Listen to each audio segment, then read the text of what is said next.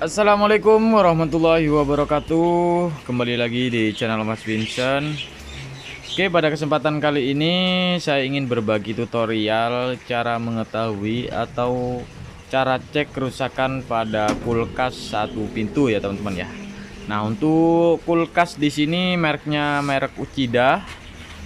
Oke, di sini untuk kulkasnya itu tidak dingin teman-teman. Dan untuk di bagian evaporator di sini ada suara gemericik atau suara kayak air teman-teman.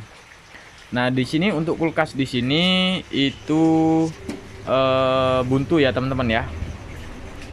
Nah, untuk cara mengetahui kulkas buntu di sini teman-teman bisa lihat di bagian belakang ya teman-teman ya. Di sini saya akan tunjukkan di bagian belakang. Nah, di bagian kompresor ya teman-teman ya. Nah, di sini sudah kelihatan ya teman-teman ya. Nah, teman-teman bisa pegang di bagian filternya teman-teman. Kalau misalkan di bagian filter ini terasa dingin, itu tanda-tanda kulkas itu buntu teman-teman.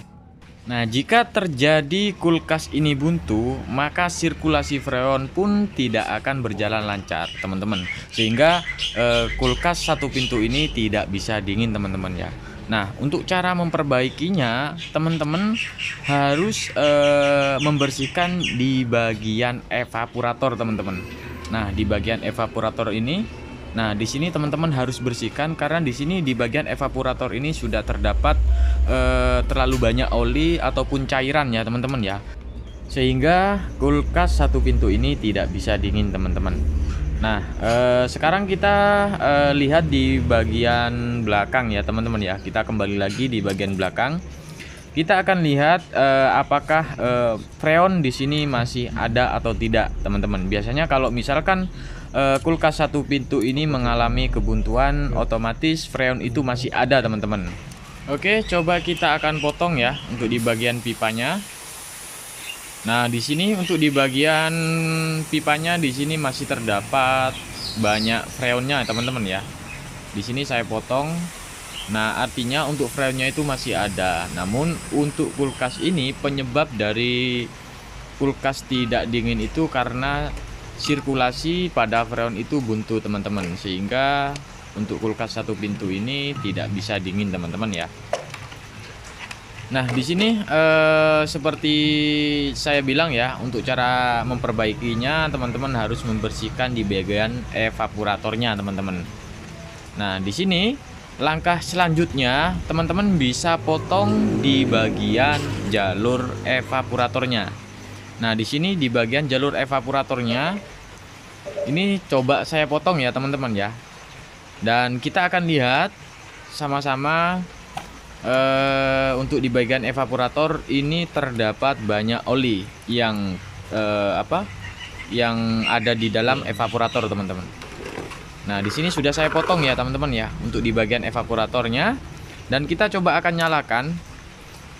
Apakah benar di bagian evaporator ini banyak olinya teman-teman? Oke, kita akan buang dulu olinya teman-teman ya. Kalau misalkan banyak olinya berarti benar. Nah, di sini sudah mulai keluar ya. Nah, di sini teman-teman sudah kelihatan ya teman-teman ya. Untuk dari dalam evaporatornya ini banyak cairan dan bercampur oli teman-teman ya.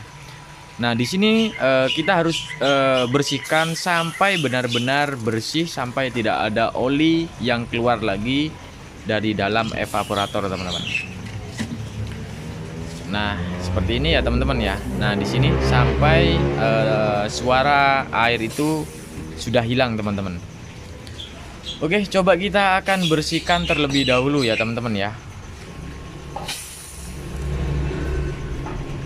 Nah, di sini oke, masih banyak ya teman-teman ya. Oke, coba kita akan bersihkan terlebih dahulu ya teman-teman ya untuk di bagian evaporatornya. Nah, di sini sudah bersih ya teman-teman ya untuk di bagian evaporatornya, dan di sini juga tidak ada oli lagi yang keluar dari evaporatornya teman-teman. Nah, ketika sudah kita bersihkan seperti ini, Selanjutnya kita akan mengganti filter dengan yang baru ya teman-teman ya, baru kita pengisian. Nah di sini sebelum kita mengganti filter, di sini kan untuk di bagian kondensornya sudah mulai berkarat.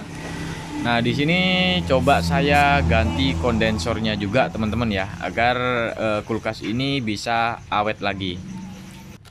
Nah, di sini sudah selesai untuk pemasangan kondensornya ya, teman-teman ya. Dan di sini untuk kondensornya itu saya menggunakan kondensor 8 ya, teman-teman ya. 8U. Oke. Nah, di sini 8U ya, teman-teman ya.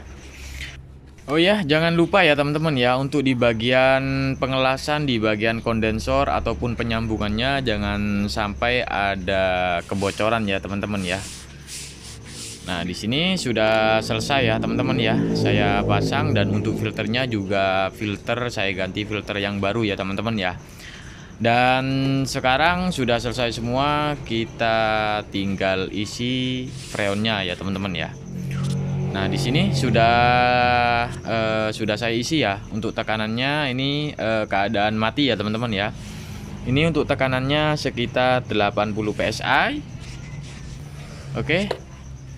Kemudian kita akan tutup untuk di bagian freonnya.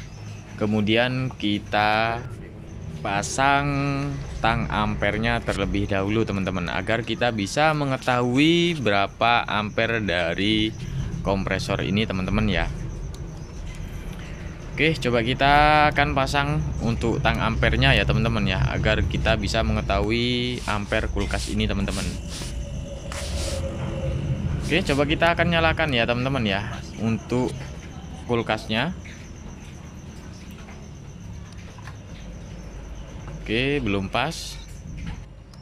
Nah, di sini untuk ampernya, nah kelihatan ya teman-teman ya. Untuk ampernya itu 0,5. Dan untuk tekanannya di sini di atas 0 ya, di atas 0. Di sini menunjukkan 5 PSI ya teman-teman ya.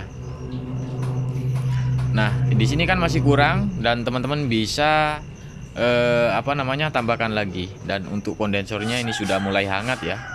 Kondensornya sudah mulai hangat dan filternya juga mulai hangat. Dan teman-teman bisa cocokkan untuk di bagian ampernya. Nah, di sini ada diagram.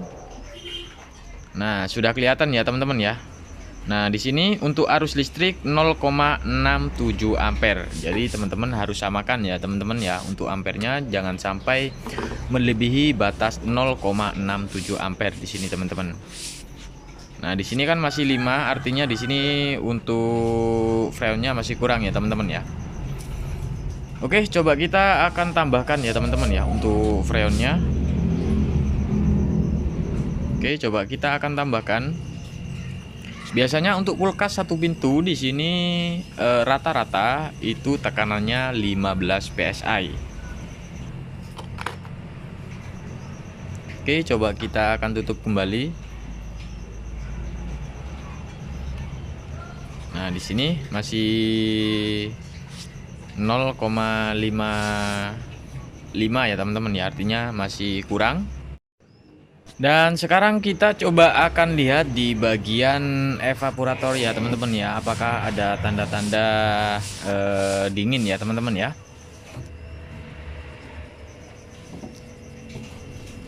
Nah, di sini untuk suaranya sudah hilang ya dari suara air. Nah, di sini sudah ada tanda-tanda untuk di ujung ya teman-teman ya. Di sini sudah ada bunga esnya, namun untuk pengisiannya masih kurang. Dan teman-teman bisa tambahkan sampai 15 PSI, dan untuk ampernya itu 0,67 ampere. Oke.